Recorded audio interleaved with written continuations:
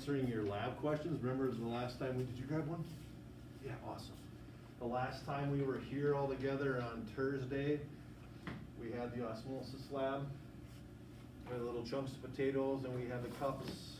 And you guys in TV land, in the event that you, or any of you here in person, if you weren't here on Thursday for the lab, when you click on that lab assignment, Mr. DeBoer and I made an amazing video where we did the lab.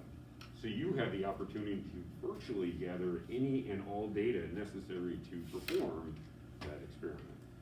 Okay, so it's under the osmosis lab. It's also listed in, I think it's on Thursday's in-person agenda. That video is also there too, but it's also in the lab. So you can watch that and give you data and all the numbers that you need to in order to perform that lab virtually. I think the video of the lab is what, like, it's only like 6.5? Yeah, something like that. So, or if you guys in class needed to go back and look, we didn't film the 20-minute soak, like the whole lab, because of our incredible technology, we were able to cut, Mr. Davies was able to cut and edit, and it's only like 6.5 minutes.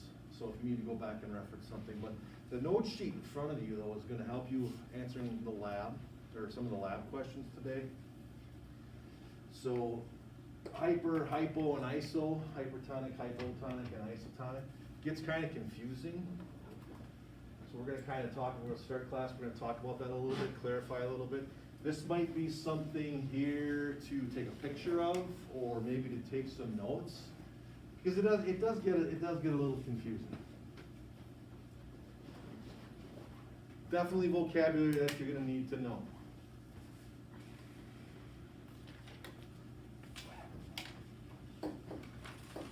Everybody see this? Everyone wants to say. Hurry up, my legs are starting to burn from the squat. Cell test. Thank you. Woo! Feel the burn, baby. That was like 6 seconds. So you guys will be November 5th, okay? So maybe put that down somewhere, wherever you've got your notation on upcoming assignments. Osmosis is gonna be part of that. And we will talk today, there's actually one of the questions, it's almost right off the test, that we will address a little bit later today. We'll even give you kind of a nudge, nudge, wink, wink, hey, you really gonna wanna make sure you know this one. But this vocabulary is gonna be important to know and understand, not only for the test, but also for wrapping up your lab questions. So how are we doing solid when we started? Did you pull the lab up? No, well, for those three terms I had, with the hyper, hypo, hypo, I had the Quizlet, but for solvent, solute, I just went through and I just talked directly. So, think about your lab. What do we soak our potatoes in?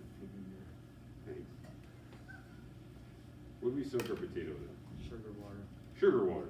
So, sugar water is a solution. And there's two parts of a solution. There is a solute and a solvent. Okay, so there are those two parts, and maybe right on your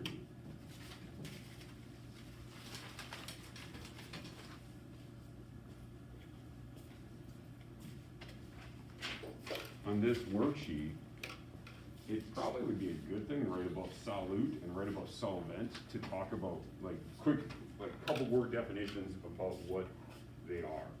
So when we have a solution, there's two parts, a solute and a solvent.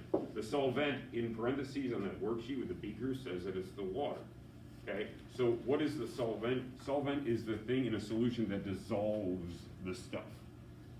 Okay, so it's the dissolver or the substance that does the dissolving. There's different ways we can word it, but water in biology, especially in our biology class, is almost, I'm gonna say almost, always the solvent. Almost always the solvent.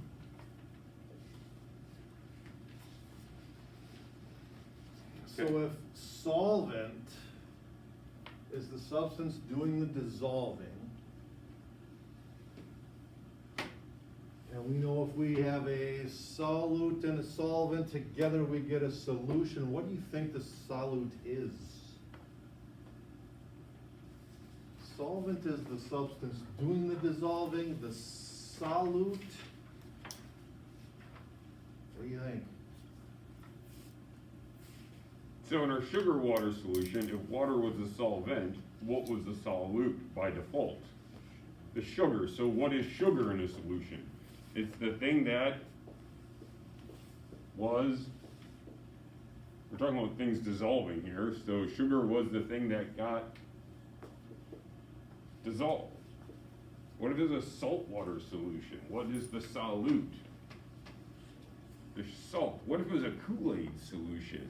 What got dissolved? The Kool-Aid. Okay? So when we talk about these substances, solute is the thing that's being dissolved. It could be salt, it could be sugar, could be Kool-Aid, and then the solvent is the thing that's doing the dissolving. Now, is it possible to have something dissolved in oil? Absolutely. Okay, for example, oil-based paint. Oil is the solvent. It's what the paint is mixed into. How do you get paint, oil-based paint off your hands? You use gas or paint thinner, and which is an oil-based product, which then removes it, okay, and makes a solution. So it is possible, but when we talk about life as we know it, they always kind of preface it with that, life as we know it, because scientists don't know of any other life besides life here on Earth, and all life as we know it needs water to survive, or to have even started. So when when scientists are looking for extraterrestrial life, life on other planets, in other universes, in other solar systems, I should say, they aren't necessarily looking for life, they are looking for water first, because if they find water, life as we know it needs water. If they find water first, then they can then move on with the next step and say, well, what are we looking for? Because that's an important step. Hyper, hypo, iso. Let's break these root words down. Hypo, hyper, and iso. Think, what's a word that you know of that has hypo in it? Everyday, maybe not everyday language, but something non-biology related. Hypo. Hyperactive. Hypo. Okay, let's go with hyperactive. That's fine. We can jump to hyper. So if you were hyperactive, or if someone were to say, how are you feeling right now? And you responded, I'm feeling a little hyper. What does hyper mean? If you are feeling hyper, that's what the word you're using to describe yourself. What are you basically telling that person? That you have a lot of energy. Right, I have more energy or higher amount of energy than normal, right? So hyper or hyperactive means high or above, okay? So when we talk about hypertonic, hypotonic, isotonic, tonic is always referring to our solute concentrations. So when we talk about a hypertonic solution, and one of the things we're asking you to define is hypertonic solution is a solution that has a higher, or the, how did we word that yesterday? The concentration is above, the solute concentration is above. How did we word that yesterday? Higher, lower, is there a picture? I got a picture, it's on my iPad. So a hypertonic solution is when we have a high or higher concentration of solute in a solution. Now, we can talk about different things. We can talk about how does the solution compare to a cell, and that's always what we're going to be talking about, is how the solution compares to a cell. But we could reverse it, and we could say, how does the concentration of solutes in the cell compare to the solutions? But we're not going to do that. We're going to try to keep this as simple as possible and just only reference it in one direction. Okay?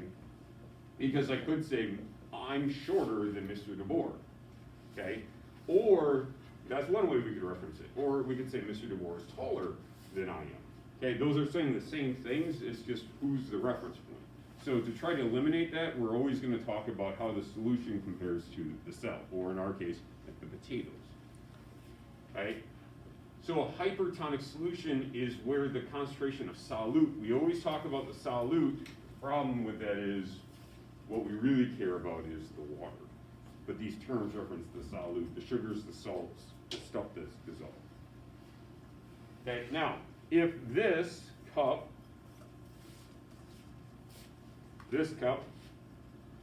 lots of green dots on it, Two dots. okay, that's the solute. This cup only has one dot. Now let's just pretend that each dot represents one sugar cube, okay? Now, questionable whether we could get that many sugar cubes in this cup, but go with it, okay? So if we fill this cup with this many sugar cubes, and we fill this cup with this many sugar cubes first, and then we add water to it, which cup physically is going to allow more water to fit in it? Cup number 1 with lots of sugar, or cup number 2 with a little bit of sugar? Cup number 2 with a little bit of sugar. I forgot which. Cup number 2, right? With a little bit of sugar. Why? Because there's physically more space for the water. So if something is hypertonic, lots of sugar, it's going to have less water in it. Okay, so they're inverse to each other. The solute is high, therefore the water is low.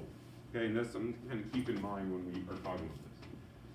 So the next term, so hyperactive, hypertonic, higher or above.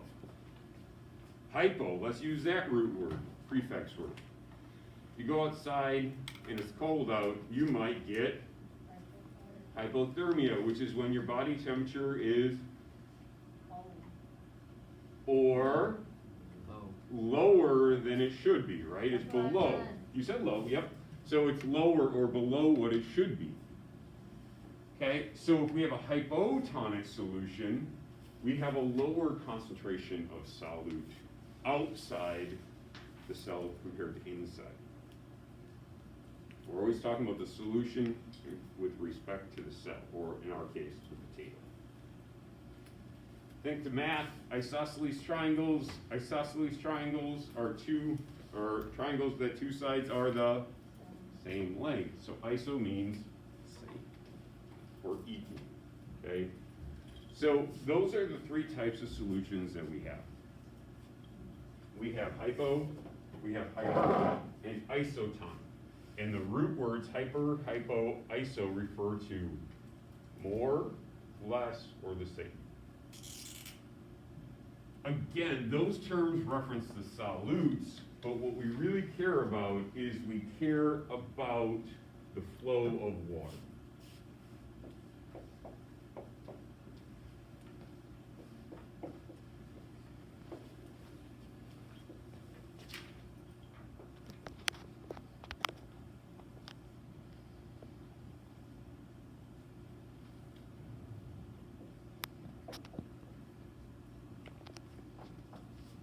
Okay, so on your worksheet,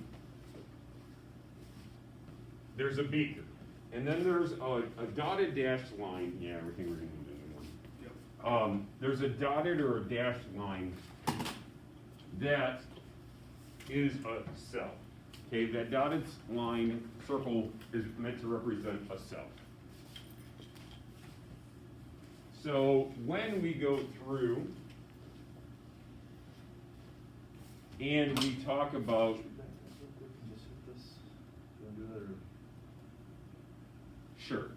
sure. Okay, so there's a memory device that Mr. DeGrand shared with me that I never used before, but it works kind of nice. I put the O and the R in green. So if cell, potato, whatever, has a higher concentration of solute, meaning it'll have less water, what's it potentially going to look like? R as in raisin, hyper R. Raisin, what's a raisin look like? And Shriveled. In fact, that's the exact word I put up here. Conversely, hypo. that's cinematography right there. That's finest. I was also in it, so that was kind of probably a little spooky, but okay. So now, if this was a grape, Let's just pretend we drop a grape in a hypertonic solution. Because raisins and grapes, right? We're okay with that. A grape, when dry, becomes a raisin. Okay. So if we were to drop a grape into a hypertonic solution, it will shrivel up like a raisin. Okay, it will shrivel up and dry up and get shriveled like a raisin does. I know, I just Thought of it last night. Hypo. Riley. Thank you. Auto parts. I actually did it. Ow! Sorry. O as an orange. Describe to me the appearance of an orange, especially as it relates to the appearance of a raisin. I have that commercial in my head. Thanks a lot. You're welcome. Orange. Shriveled raisin. What's an orange? Orange. Good. Color. But there's different types of oranges. In general. Does an orange look shriveled? No. How does it look? Big. Round. Looking for a P word. Plump. Plump. Juicy. Full of liquid. Okay? Because water's gonna have moved into it, right? So if we put something in it and it gets round and orange, orange-like, okay, it's gonna be full of juice and it's gonna be round and it's gonna be plump. Okay, so it's kind of a nice little memory thing to kind of hopefully help you I really like remember. I do too, I've never heard that one. In 44 years, I never saw that. 44 years of teaching, Mr. One? No. Oh. All right, so we're just gonna have to pan.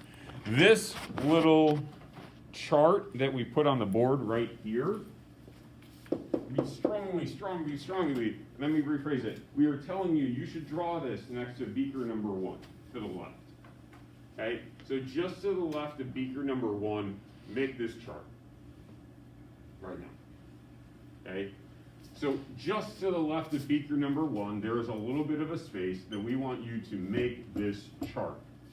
So draw this chart next to beaker number 1. Mr. DeBoer, can you point to where a great spot for beaker number 1 for that chart to be made? Right there. Okay, that's where you have some space, okay? We are going to do beaker number 1, beaker number 2, and beaker number 4 together. Now note the key up at the top that we have solute and we have solvent. Okay, our solvent is water. I want to hit this water molecule up top too. In the key. So those are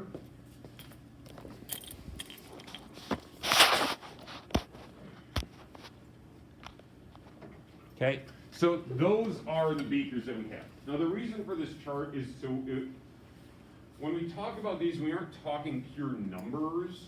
We're actually talking about concentrations. Okay? For our model, we're going to count numbers, but in reality, it's about concentration of water, not number of water molecules, which they're pretty closely related, but technically not 100% correct. So what this is meant to do is for us to physically tally and count. So in beaker number 1, how many solute particles are there in the beaker or outside of the cell? So here's solute. The non-highlighted ones in Mr. DeBoer's model. So how many solute particles are outside of the cell? 4. How many do we have? 1, 2, 2. I see 2. Outside of the cell, I see 2. How many solute, and we're only looking at solutes right now, how many are inside the cell? 4. 4. Okay, there are 4 solute particles in the cell. Now we can pause. We can pause for a moment and we can identify the type of solution based on this. Okay, now what we are talking about is we are talking about how does the beaker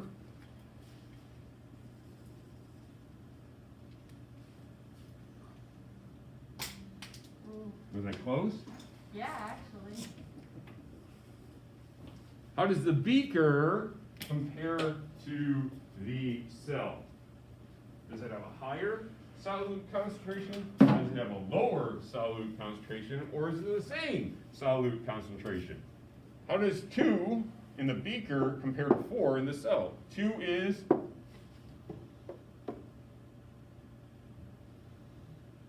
it higher, lower, or equal? I heard it. Say it again? Hypothermia, your body temperature is below what it should be, just like hypotonic has a lower concentration of solute. Okay? So based on this alone, this solution in beaker number 1, the solution is hypotonic to the cell. Absolutely. So the solution is hypotonic to the cell. And that's based off of this right here, hypo being, this is lower compared to that, right? So this is lower compared to that. Now, thinking back to my cups, if I have a low concentration of sugar cubes in here, what's true about the amount of water I have in this cup then? More or less water in this cup compared to this cup?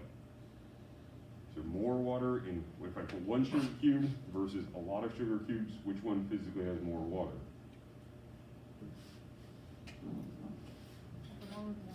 The one with 1, right? So that's the one that had the low water molecule. Now, we can actually go through, these are inverses of each other, or opposites. So because this is a low concentration of solute, this is going to imply or tell us that we're going to have a high concentration of water. And if this is a high concentration of solute, that means it's going to have a low concentration of water. But now let's physically count those water molecules. So how many water molecules are in the beaker? 3. 1, 2, is there 3? 1, 2, oh, don't forget about that one. There's 4 in the beaker, right? That one's gonna hit you. So there's 4 in the beaker, outside of the cell. How many are inside the cell? 3, right? Now, there's this thing called diffusion, which is around the movement of molecules due to concentration gradient of high to low concentration. It's a random movement of molecules from areas of high concentration to areas of low concentration. There is a specific type of diffusion called osmosis, which is really just water diffusion. So because it's diffusion, it's going to flow from high to low. So your osmosis lab, dealing with potatoes, was all about the movement of water, the diffusion of water. So if water through osmosis, which is the diffusion of water, flows from high concentration to low concentration, physically, which way is water going to flow? From the beaker to the cell, or from the cell to the beaker? From high to low, right? Steep slide to the bottom, top of the slide to the bottom of the slide. That was in your notes, talking about concentration gradient. So it's going to flow from high concentration to low concentration. So the beaker has a higher concentration of water than the cell. So which way is the water going to flow? From your beaker into the cell. Okay, so because of that, we can say that water will move into the cell. Hypotonic, hypo, it's round and plump like an orange. What water's flowing into the cell, what's physically going to happen to this cell? It will increase in size, it will decrease in size, or it will remain the same size. It's going to get bigger, right? Water's flowing in, it's going to physically swell and get bigger. What happens when you add more water to a water balloon? It gets bigger. Okay? And there's a video, if I remember to show you, that's about 20 seconds long, that'll show you about what happens if we put too much water in cells. Okay, it was actually in one of your activities from last week's POGO on, it was called, there were some questions leading you to talk about lice. What does it mean if something lices? Right, okay, so that's the idea for beaker number 1. Let's take a look at, did we go 4? I think. 4. Let's look at number 4. Make this chart again. Okay, make the same chart again for beaker number 4.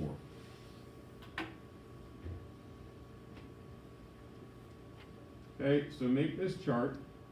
Once you make the chart, take the opportunity to go through and to fill in your solutes and your water molecules. There's a sheet on the back. Count how many solute particles are in the beaker, and then count how many solute particles are in the cell. Okay, take a couple minutes, well, not a couple minutes, take 30 seconds to do that.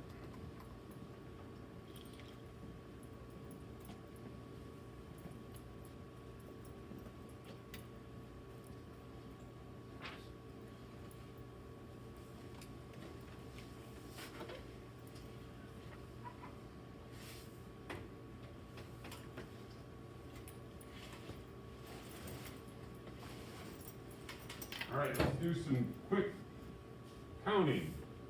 How many solutes did you count? Mr. Moore counted 4 in the beaker. Did you count 4 in the beaker? How many were in the cell? Hopefully you counted 2 in the cell. Now, based on this row and this row alone, where is the beaker has a higher concentration or a lower concentration than the cell? Or bigger than 2, right? So the beaker is hyper, hypo, or iso. The fact that it's higher is telling me it's hypertonic. The solution is hypertonic to the cell. Now let's count water molecules. Okay? I see in the beaker 3. I see 4 in the cell. So 4 is higher than 3, and osmosis goes from areas of high concentration to areas of low concentration. Therefore, the water is going to go from high concentration in the cell to areas of low concentration found outside of the cell. So our arrow is going to go from the cell to the beaker.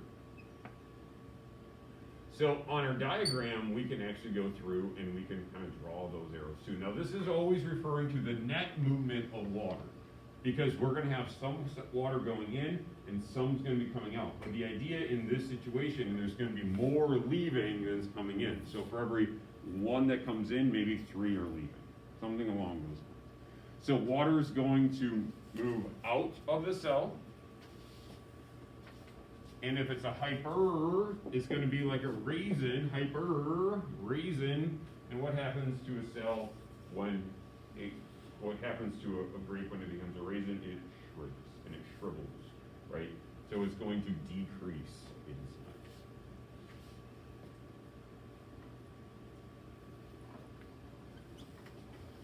Try number 2 on your own.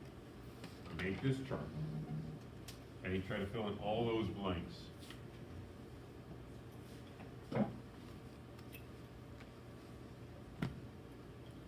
Try number 2 on your own. Make this chart.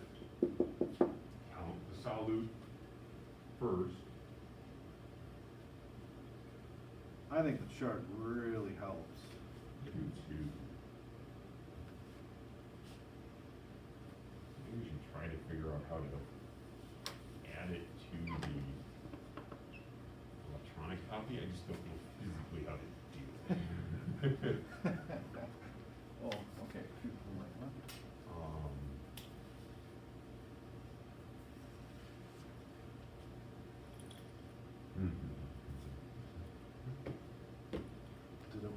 What is it, a PDF or a? It's a Google Doc. Okay. But I don't know if I could, I was just thinking to myself, I could make it in Excel and then take a screenshot of the cells. But I don't know image wrapping kind of deals. We just did the chart and the picture. Oh, is that what you're talking about? I mean, or you can just draw one on, copy them on the copies, but then scan it. Yeah. And it'll, Yeah.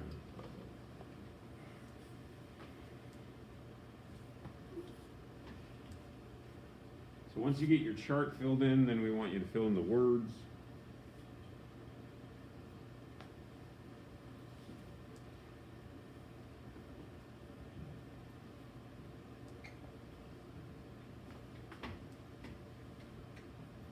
All right, let's talk through this.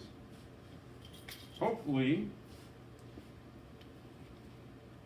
you have the same answers that we see on the screen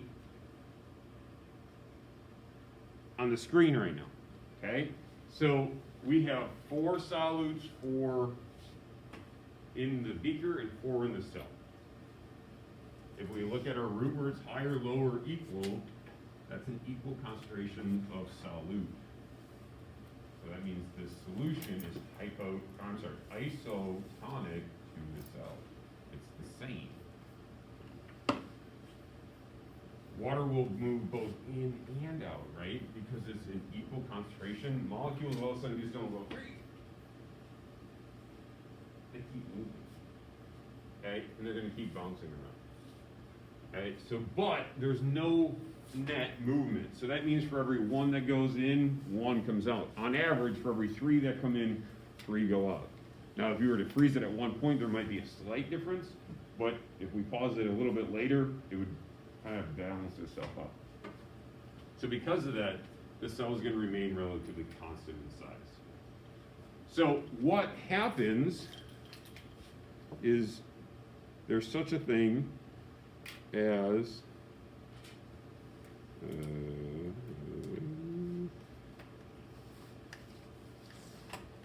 is there such a thing as too much water?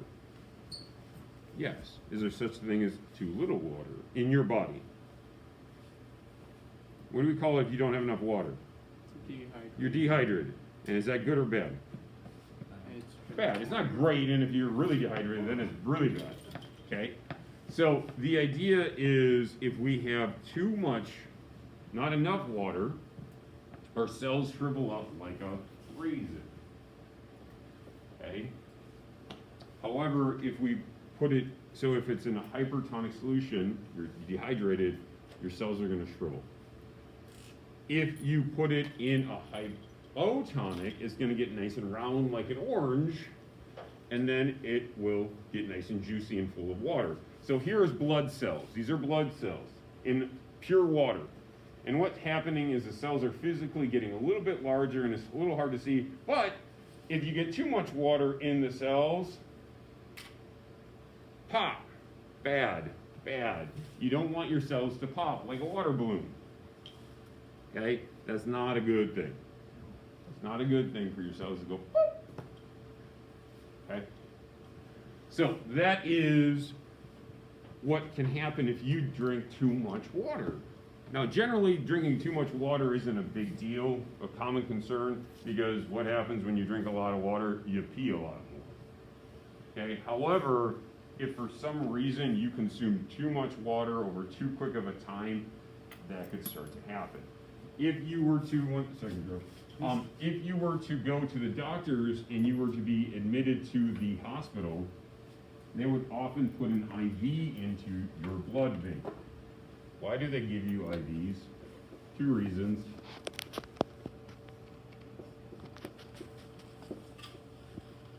Are you answering my question? I just have a question about the. Hang on. Why does the doctor give you IVs? 2 reasons. saline solution for hydration For hydration and? dehydration. No. No. If you're dehydrated, they'll give you an IV to hydrate you. Okay, those are kind of one and the same, right? Oh, I don't feel so well. I need some medicine. What can they do if you have an IV in you? They have more. They can shoot it straight into your blood vein. Okay, very quick. Like, oh, I got a headache. I'm going to take a Tylenol. I swallow the Tylenol. I dissolve the Tylenol. I absorb the Tylenol. Then I circulate it throughout my body. Takes some time, right?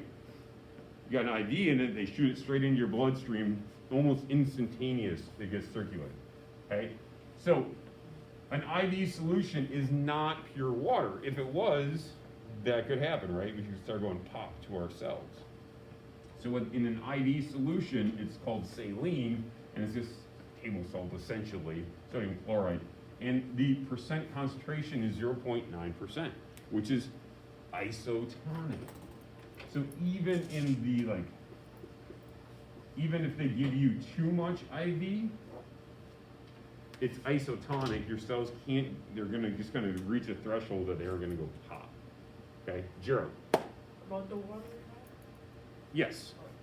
So, if someone does drink too much water, do they pop like that, or do they like just collapse? So they physically don't pop. Okay, their cells inside their bodies start to like pop. It's not like Willy Wonka and the Chocolate Factory. You guys ever watch Willy Wonka, the original Willy Wonka and the Chocolate Factory, when Violet ate the gum? She pop? Not, well, they took her to the juicer before she was gonna pop, but she swelled up, right? You physically aren't gonna swell up like Violet in Willy Wonka if you drink too much water. But your cells could start to rupture, and it could lead to death, okay? Yes? Oh yes, you were talking about overhydration not being a big thing, or It's not a it's common not thing. common there. Yep. It's a not- big deal, because it could, yeah, but not common, yep. It's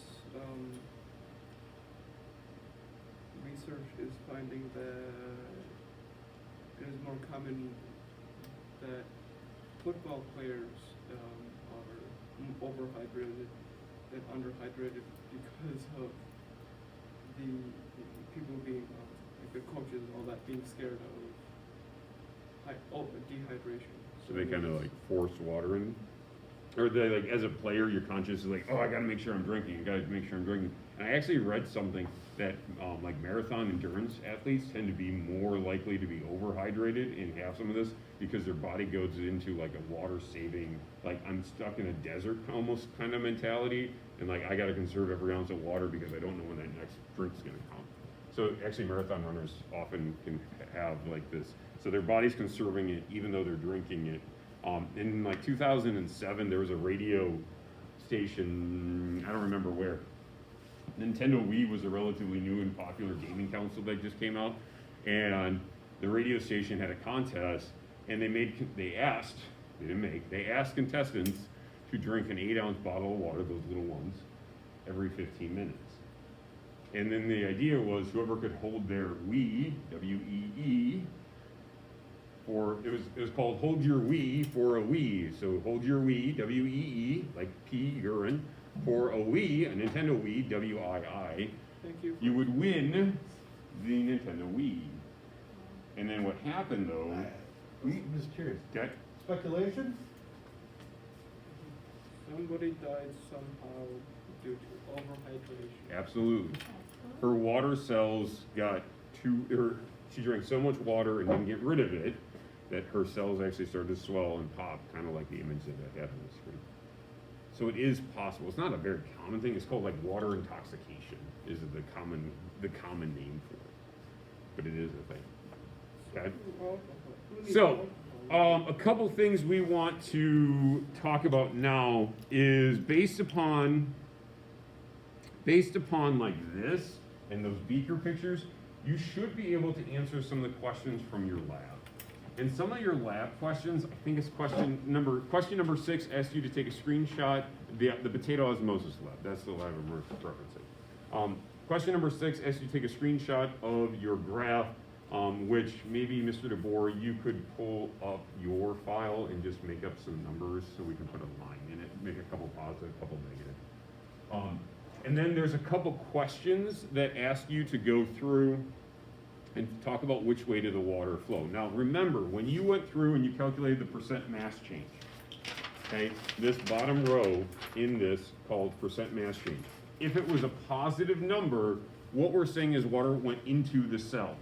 It almost works, I think it works really nice if you start with this chart again and you say, hey, if I had a positive mass change, so I had a positive mass change, what does that mean? Well, it meant that the water must have gone into my cell. Otherwise, my cell would have had a positive mass change. If it was negative, then it would have been the other way. So if we kind of start here and say, well, water must have gone into my cell. Well, diffusion is the movement of water molecules from high to low. So if I went into, this must have been high because it flowed into the cell, which was low. So you could start there. Positive mass change, hey, this is what it looked like. Then these two are always opposites each other. So if we have a high water concentration, we said this was our high water concentration, that meant we had a little bit or a low concentration of solute. If we had a low sugar concentration, that meant we had, I'm sorry, if we had a low water concentration, this was our low water concentration, that meant we had a high solute concentration.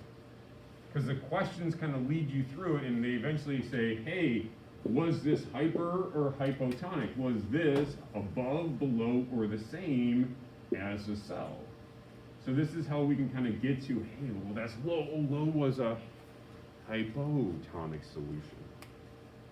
Or you could say, hey, the water entered the cell, it got swollen like an orange, nice and juicy and full of liquid. It must be a hypotonic solution. Or my cell got lost mass, it was shriveling up, essentially what it was. Okay, so if we go through, I'll just tap somewhere on the screen. So you have your file that we airdropped to you, and if you don't have it, we can get it to you. Well, thank you. We can re-airdrop it to you. You can also download it off of today's in-person agenda, and there's some instructions on how to actually get to it once you download it. But we get something like this. So these are some made-up numbers that Mr. DeBoer had. He has positive 40, positive 25, positive 5, positive 0.2, negative 5, negative 23. Your numbers are not going to be this wide. Yours are probably going to be more like the positive 5, positive 10, okay, whatever, but it's fine.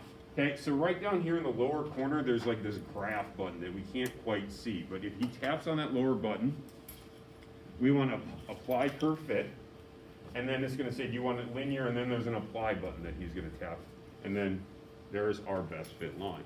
This is what we're asking you to do. Then there's a question asking, at what point was your potato isotonic? So remember, isotonic, we have our concentrations that the same, so the amount of water going in is equal to the amount of water coming out. So therefore, what that would mean is that our percent mass change is going to be 0. Now, what we're asking you to do on that graph is take a screenshot, insert it into your lab report, but essentially, what we're going to do is we're going to take my finger and we're going to trace it over to where I hit my red line.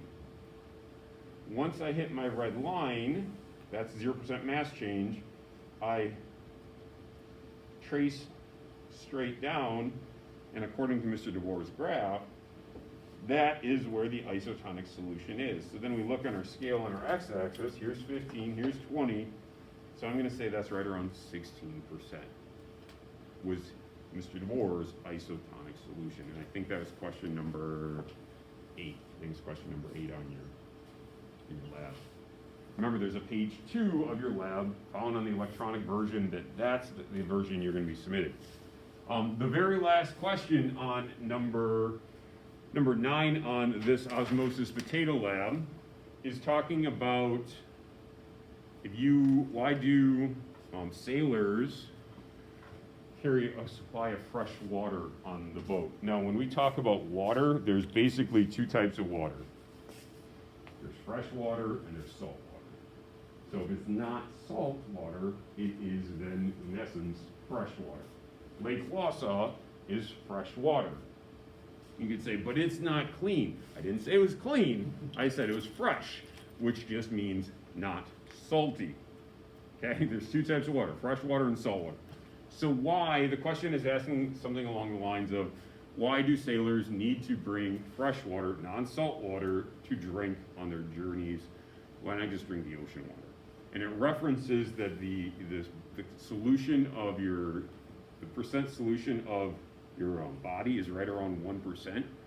Salt in your blood compared to the ocean's like 2 or 3%. That question, this is what Mr. DeBoer was talking about, that question is something that you'll probably want to make sure you have a pretty solid understanding on prior to November 5th, when we're going to take our cell test. Okay, that's question number 9, the final question. So, a couple things for you to work on in the last remaining minutes. You have your osmosis lab that I pushed the due date back on. If you submitted your osmosis potato lab already, but now after like today's discussion, that's why we pushed it back, is because of this beaker thing we hadn't done, and I think we really needed to kind of do it.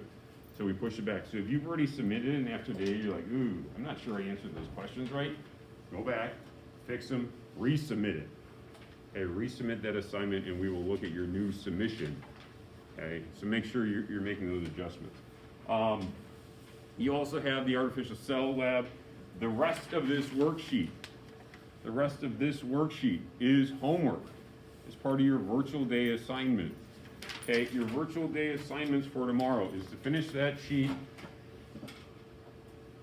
I'm drawing a blank on what else it is. I think it's to finish that sheet and turn in your lab, and let me look really quick. Virtual for Wednesday. Oh yeah, Quizlet. So we have Quizlet flashcards that we did section 3 vocab on. So we use a Quizlet for this, okay, to define these terms. These terms are things that we want to reinforce. So we are going to ask you to go through, and one of your things is to study these flashcards. So when you click on Quizlet, it's going to take you to using these flashcards. Spend some time studying or study off of this, up to you. They're the exact same stack of flashcards. Then we're asking you to take this Quizlet test, and it's 14 question multiple choice that are straight off of these. Okay? And when you go through and you answer these 14 questions, you hit check answers, and it'll give you a score. If you note, it says, if you don't earn at least a 70%, retake it until you do get a 70%. We don't want you just clicking through and saying, done, screenshot, over with this. We want you to go through and get a 70% on this Quizlet test, and then take a screenshot, and then submit your screenshot that has at least a 70% or higher on it. Yes? Sure, hang on. Okay, so that is your virtual day, and then finish the beakers, and then you got these 2 labs to wrap up. That's your virtual day assignment. Okay, with that, there's very little time left. If you have any questions, please make sure you let us know.